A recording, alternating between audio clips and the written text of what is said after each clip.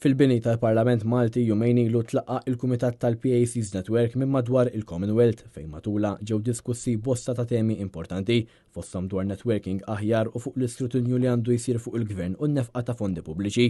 Matul dan il-Kumitat ix-Shadow Minister għall-Internu Sigurtà Derin Karabot ġielet bħala teżorir fil-Bord Eżekuttiv tal-Assoċjazzjoni Internazzjonali tal-PACs. Din l-assoċjazzjoni CAPAC tikkoordina il-ħidma f'investigazzjoni ta' nefqa pubblika ta' 58 gvern differenti minn madwar id-dinja. F'post fuq il-medja soċjali il-kap tal-Partit Nazzjonalista Bernagrek feraħ lil membru parlamentari Derin Karabot u saħaq kif hu perswas li kif qed jagħmel biċċa xogħol tajba ħafna fuq il-livell lokali se jkun qed jagħmlilna wkoll unur fuq il-livell dinji f'din il-kariga internazzjonali li ġielet fiha għas-sentejn li ġejjin. Intant, Derin Karabot saħaq kif inhu gbur li se jkun qed iġor din il-kariga internazzjonali f'isem pajjiżna.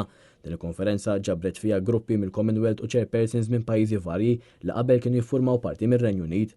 Dan minħabba il-kunċett ta' PAC kien żviluppa fil-House of Commons u nxtieret madwar il-pajjiżi tal-Commonwealth inkluż dak f'Malta.